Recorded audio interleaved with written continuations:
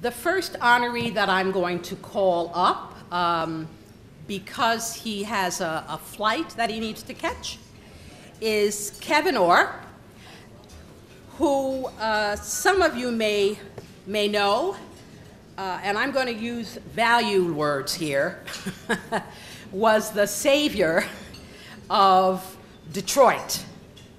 And I was not aware that restructuring attorneys could be good guys. That was not my understanding of what they do. But obviously, Kevyn Orr had different thoughts about what was important. And so we really appreciated the opportunity to be able to have him join us and to recognize him for his work. Kevyn, would you please come up?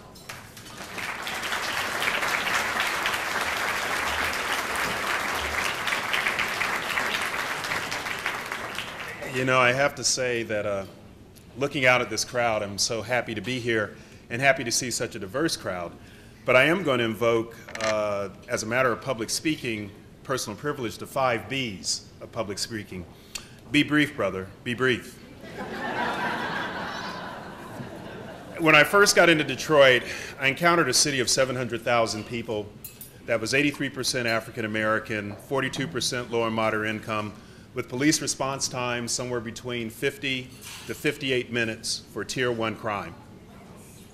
And when I tell people that, I usually do this.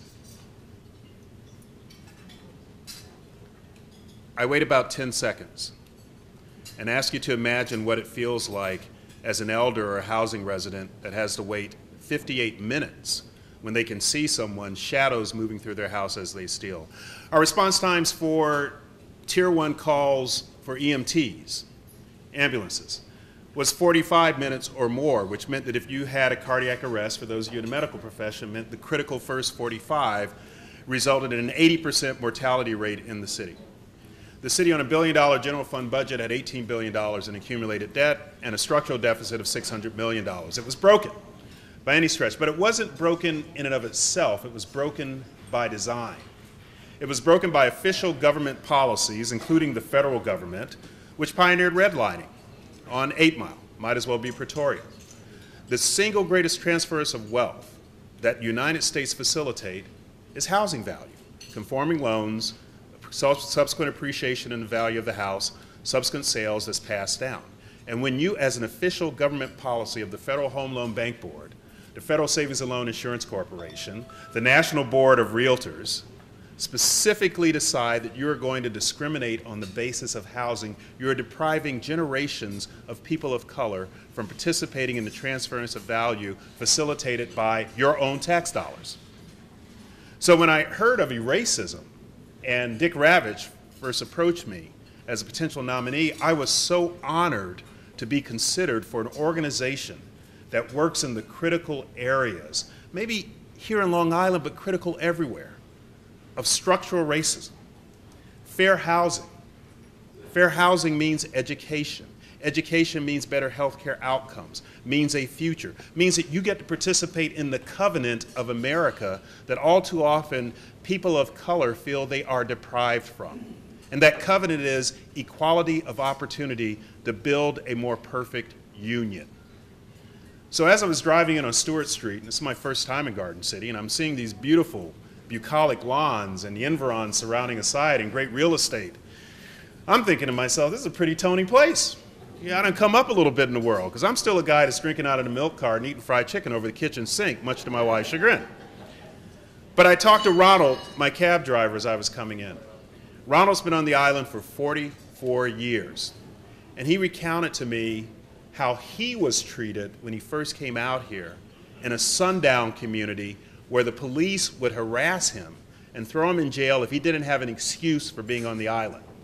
And the thing that was most telling for him was he got a call last week from the local police, and there was a young black gentleman who had been DUI, drinking too much. And the police called the cab driver so they could secure his car and take him home and didn't need to take him in under DUI charge.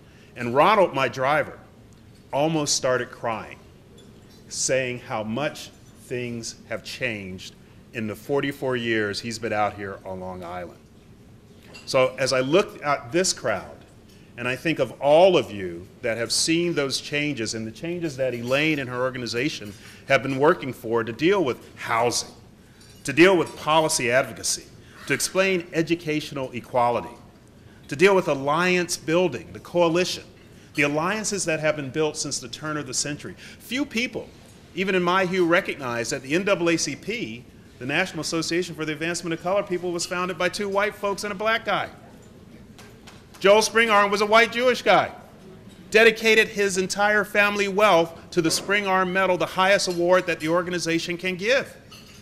These alliances are so important to the progress we need as a country, the progress we need in our communities, the progress we had to achieve in Detroit, where a white Republican governor who was perceived to be appointing an Uncle Tom to divest the city of its assets actually turned around to stem its hemorrhage of cash, restructure its obligations, and give it the opportunity for a true renaissance. So all of you are here, by virtue of being here, are testaments to the progress that this country needs to make to keep the covenant that it has said it is going to provide for all of its citizens, old and new. So with that, I want to say, first of all, to Elaine and the board, thank you for considering me. I'm still just a country boy who done good.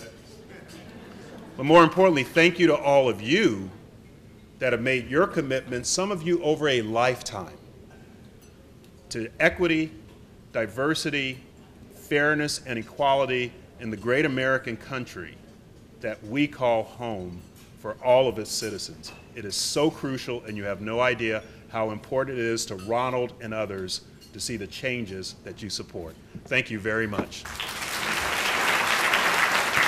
Thank you.